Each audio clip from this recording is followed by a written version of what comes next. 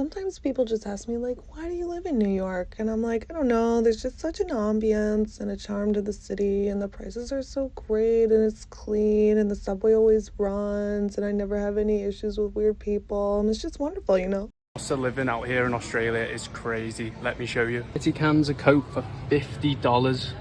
This block of cheese, nearly $14. $4.90. Here's how much it would cost if you wanted to leave the West and move abroad to a place like Thailand. For a one-way flight from New York to Bangkok, it can be as cheap as $400, and for visas, a lot of countries can visit Thailand for free for up to 60 days, and then you can apply for other long-term visas like the 5-year digital nomad visa for $300. Alright, so today I want to talk about something people on social media, they say like, I'm done with the West, I'm gonna quit my job, I'm gonna sell everything and I'm gonna move to Asia. So let's get to it. So let's start with the obvious first. Life in the West is extremely expensive, it's very expensive. Living in a Western country has become ridiculous. The cost of living is through the roof. You work more hours, get less money, you stress a lot, and in the end of the day, it looks like you're just running in place. I was reading today, not today, but I think yesterday, I was reading this article that says that if you make $140,000 a year, you are actually considered poor in the US. How does this make sense? It doesn't make any sense at all. This is a lot of money. You can buy maybe, in my country, you can buy basically an apartment, So, and this is considered poor in the United States. Like, wow, that's crazy. In Asia, I can actually live under 1,000 or even $800. I'm not like a very luxurious guy. I don't like to eat Western food. I don't like bar culture. I don't like, because I'm done with that. I just want to be a bit settled down and I want to enjoy the present. I just want some balance in my life, I see that I don't need to spend a lot of money, but I don't want to be picking and counting my priorities, you know what I mean? And yes, definitely you can live with $800 or $1,000 maybe not in Singapore, but in any Southeast Asian country, you can definitely live with less than 1,000 very, very comfortably. Another reason that I think that I'm not going to the West anymore is because I don't think people are like connected, you know what I mean? I think people are kind of feeling very lonely lately over there. There is this like distance. It seems like there is no connection anymore. You can be surrounded by people, but you feel completely alone in the crowd. And this makes a lot of difference for me, for example, because like I said, yes, I come from in South America or Latin America in general, I suppose, because based on my experience with other, like especially South America, we have this culture of chit chat, or we have this culture of socializing. We like to talk. We like to do like a small talk. We like to wait for the bus, and then we start some conversation here and there. Like, hey, it's like, because you ask about the weather, and then you talk about some recent news, and then just to spend some time doing something, like. And in many Western countries, especially those like Germanic origin or Slavic origin, it seems like you are always bothering them. If you smile or they raise their eyebrows, like say like some hi or hello, they just look at you like, what do you want? If you want to go out, if you want to meet people, especially if you are talking about dating, my God, this is something like I feel really pity about this new generation coming in, like this Gen Z or Gen Alpha, Gen whatever. And I think we were the last generation of people that we could actually enjoy a party or enjoy some event without being recorded 24/7 or for the slightest movement. I know many people from my generation, boomers, Gen Xers and so on, they make videos for Instagram or TikTok, whatever, but we didn't grow up like that. And now I was reading this article also that Gen Z, they don't like parties, or don't like to gather because of this, because they are always exposed to social media. They are very afraid, or they are very so like the dating and the socializing scene in the West is very complicated, let's say the least. And I think it's like also everything became very transactional. Everything became like very, what can you bring to the table? Women are very delusional and they want to be like a sugar baby, and men are very lost, and men don't know what to do. They feel very lonely but very desperate, It's kind of this mess. And it's completely the opposite here in Asia, because you don't have this like here. People are very, I mean, people just want to live their normal lives in the end of the day. Like people, when you're talking to them here, people look at you, they smile at you, they want actually, they're interested in you. They're not thinking about their meeting they have to do with their boss. I mean, of course, they have, like things to do and all, but they are focused on the present moment. That's what I mean. They are focused on the person in front of them, which is you. They laugh very easily, they are willing to talk to you, they are willing to help you, even if they don't have time or in a rush. They stop, they listen. So they have this human touch, I think, that people in the West are missing. I'm not saying everyone here in Asia is an angel, but it just feels different. You can feel the warmth in people here when they look at you in their eyes and when they smile. I think, for example, people in Western nations, they are kind of exhausted. They are very exhausted and they are they're just like mentally elsewhere, or they have like this brain fog constantly.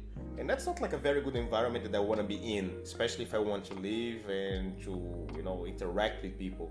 I think because something that makes the difference here in Asia is the community feeling. When I was living in Vietnam, for example, I used to buy coffee from a woman. Like she's an auntie, yes, she's like maybe her 55, 50, 55, 60 years old. I was going there, I bought coffee, we like smile, nodded, I tried to speak some Vietnamese, she speaks Vietnamese, but she doesn't speak much English, she's like shy.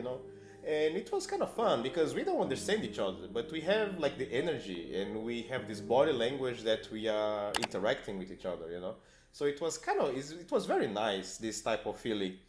And I don't see this in many countries, even in my own now, because people look like they're always in defensive mode. Like people, they're always suspicious about the other.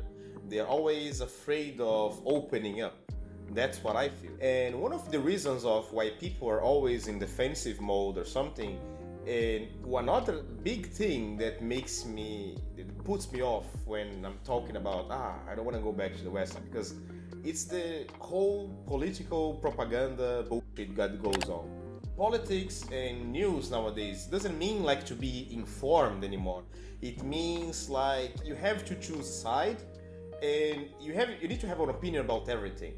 And you also must have an identity, because that's what you are. You are just a product, you are just like a label, you are just like another brick in the wall. It used to be like that song over there from that very nice group Pink Floyd, and you cannot escape it. I noticed that when I talk to my friends and my family, you cannot escape from this brainwashing that people are having in the West, or countries that are being affected by this westernization. Let's say the flavor of ice cream you choose now can be considered a political decision. That's something insane. These conversations about gender, about like many other things that happens when you are having dinner, when you are in a meeting, when you are at work, when you are waiting for something.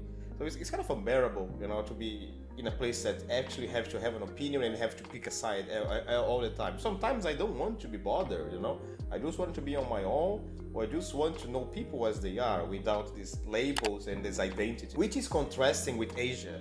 People here, like I said, people here just want to live their lives, They just want to go with their routines. They don't wake up like, who are gonna fight now on X, or who are gonna troll now on Twitter or on Instagram, or who are gonna say like, gonna teach him about this and that.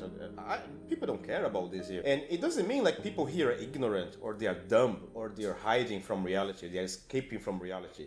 Here you have, of course, you have this saving face culture. People mind their own business. They don't get dragged into details or into ideologies that doesn't make any sense or that creates division. They don't live in a constant state of emergency that looks like most people in the West they are in right now. There is this constant tension in the West. That's why, I don't want to live in a place like this anymore. People are always on edge. Like, people are always on edge. You say something simple, they get defensive, like they are actually always reacting to something. They don't listen. Nobody listens to anyone anymore. People just react to things. Even like a reaction channels and everything, right? We have nowadays. So it's kind of people don't, like in the West, they don't stop, listen, process information, process what's going on, and then they can come and say, or just be quiet. Because being quiet is something that it's not like it seems like people don't get quiet anymore, I feel, for example, when I have to talk to some people that I meet, like either travelers or some, I don't know, I talk to friends, I talk to acquaintances, clients. Sometimes I have to be walking in eggshells. And I'm not like a guy like has these fanatical opinions of politics. I don't care about this because life is much more than just talking about topics I see in social media. I just want to enjoy my life. I just want to provide for my family. I want to, help my friends, and that's all. You cannot make a slight mistake sometimes, and people are just gonna be jumping for your throat or something. And honestly, when you are in an environment like that, it gets really difficult to come back to a place where most people they're about to snap, like in a second. It's just a little thing you do, little thing you say wrong that doesn't fit like these personal preferences or this personal agenda or belief system. So it seems like everything can just go downhill. To wrap it up, I think people here in Asia, they just let things go. But in the West, people like just hold feelings, they just hold grudges. You have to be talking about this and all the time, and you have making this like a problematization. You have to create a problem for the minimum things in life. There's a lot of fear mongering, right? Like people are always stressed, people are always afraid of something that nobody knows really what's going on, or really nobody knows what's to be afraid of. You just need to be afraid of whatever the reason.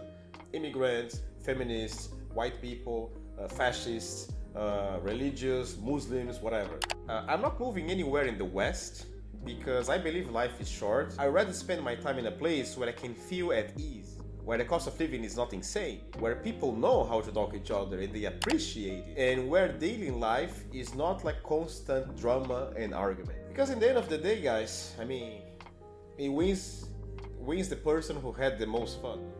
And to me, like, it seems like people in the West are not having any. Yeah, that's it. That was my video for today. Thank you very much for watching, and see you in the next video. Take care. Happy trails.